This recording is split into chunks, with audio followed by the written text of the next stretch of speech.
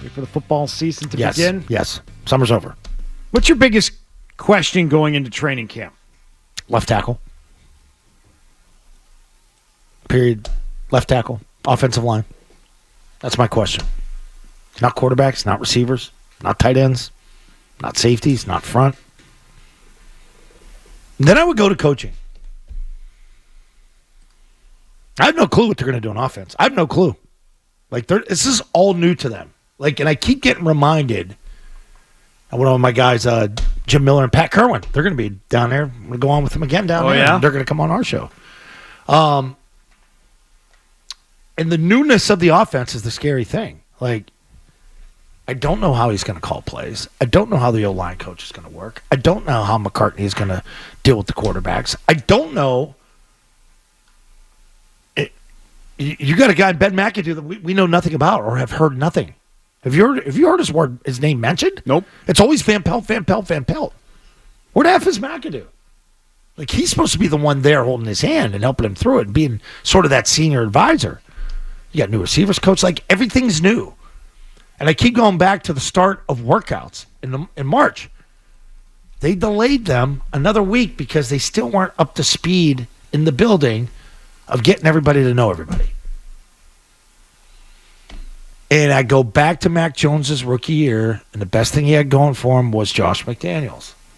And he was the 15th pick, and he played better than anybody. And he put up a good year for a rookie. And I always go back to that number and say, well, why can't Drake May do that? And then I'm reminded, he doesn't have the stability at the coaching that these other guys did, that Mac had. And you saw what happens when you take that away. Put Matt Patricia in there and then bring in Billy O'Brien, get you all confused.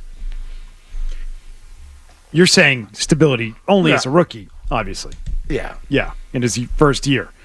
So, Paul Perillo, Patriots.com, he has a dozen questions. Oh. A dozen for training camp. Well, he's got it right for them down there. So. One of them is, where will Mayo spend most of his time? Ah. I mean, that will be one of the things. It's just going to feel different. It is no longer a Bill Belichick coach team. For the first time in 25 years, you will go to training camp and Bill Belichick won't be there. Mm-hmm. Jerod Mayo will be out on the field and doesn't have a lot, if any, experience on the offensive side of the ball. I'm going to make a prediction. What's that? Offense. He's there coaching offense? I think he'll be heavily, we'll see where he's standing and what he's looking at, but shaded towards the offense. I got to make sure I watch this because this is all new to me. He's got to learn. I mean, you could sit there and you could watch tape. He's not a well-rounded coach. You could go to meetings. Yeah. I mean, there's nothing like doing it in live practice, live game simulation, live blitz periods. He's got to get in that huddle and do what Bill did. When you go blitz, where's Bill standing? Behind the tackles in the offensive huddle? Where's Ernie bent over? Right behind the tackles? Down on his knees so he could see 3 inches lower? I don't see them on the defensive end. Bill's always on the offensive side in team drills. At some point, you got to trust, the coaches that have been here before that Jerod has kept over, including Covington. Covington's your new DC. You got to let him grow a little bit. But you can oversee it. You can sit in meetings with him. But I'm talking about on the field, when we're there, where's Jerod Mayo? I bet he's going to be 60-40 offense. I'll just make a prediction. I'd want it the other way, maybe even more. Like, I'd want to kind of see the reverse Sean McVay, right? Just do what you're good at first. Wasn't it Wade Phillips that he had those first few years with the Rams, which is like, take the defense? So, hey, I'm going to take the defense. You guys worry about the offense because I'm just getting my feet wet here for the first few years. Who's making decisions on key third downs, 3rd and 1? What are we going to do? What do you want to do? You got to trust your offensive coordinator, right? What's the time at? We're going to call timeout here? What do you want to do? That's on the head coach. He's got to learn that. That's why I say stay more with the offense. And I've heard him say that. I had to remind myself to go down to the offensive side and watch it. Because I spend too much time. I'm a defensive guy. It's normal for me to hang with the D. If he's aware of that, that tells me that's a point of emphasis. And I think he's going to be more on the offense. Just observing, learning offense? Coaching, talking to guys, understanding it, talking to coaches. Yeah. So that means... Hey, Alex, why'd we run that? If that's what's going on, you basically have a head coach who won't be doing any coaching in training camp. He can't coach offense. He has no authority to speak on it. Correct. So he's just sitting there, learning. It's like Jerod Mayo goes to school during training camp. Meanwhile, you've got Covington who takes over as DC, even though he had both Mayo and Steve Belichick working above him last year. And so now he's taking over and might need the help and the defensive mind of Jerod Mayo, and he's not getting enough of it because Mayo's over there taking notes on how to play offense. It's not ideal. That's why they can have problems. The newness of the staff, that could be a major problem.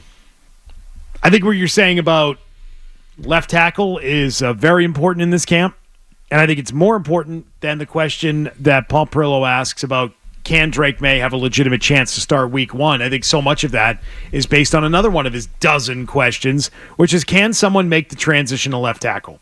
Do they have one?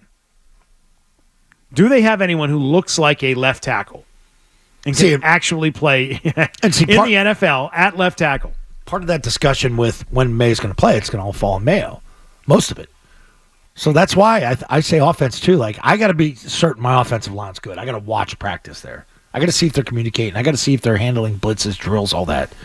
Now, he could spend time and coach. He could definitely coach up defense.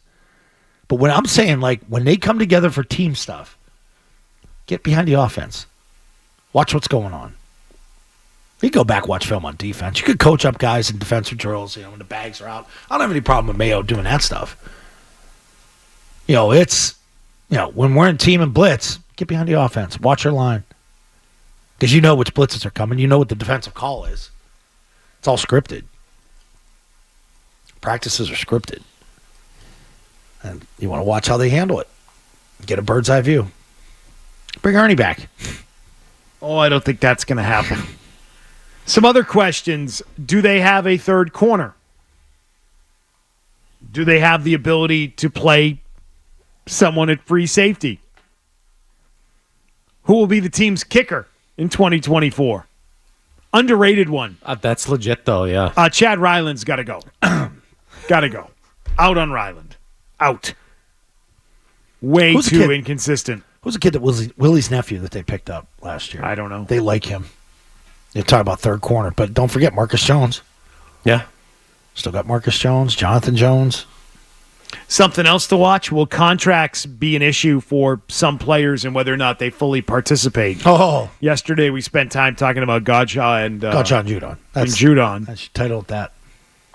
Are those guys going to shut it down during training camp and not take part in the physical activities of training camp? It's normal procedure. We've seen it. If you had to sign one or the other, which one would you sign? Godshaw or Judon? Ooh, Judon, he's a better player. I'd go Judon. Yeah. You need impact players. I don't look at Godshaw as an impact player. Yeah, he's an impact guy at a premium position when healthy. Yep. I mean, Godshaw's 30 himself, isn't he? Isn't he right around that age? He's getting up there, yeah. Hey, if you like that clip, check out more videos from Zolak and Bertrand right here. For more Patriots analysis and opinion, hit this playlist. And for all the latest from the Sports Hub, download the app at 985thesportshub.com.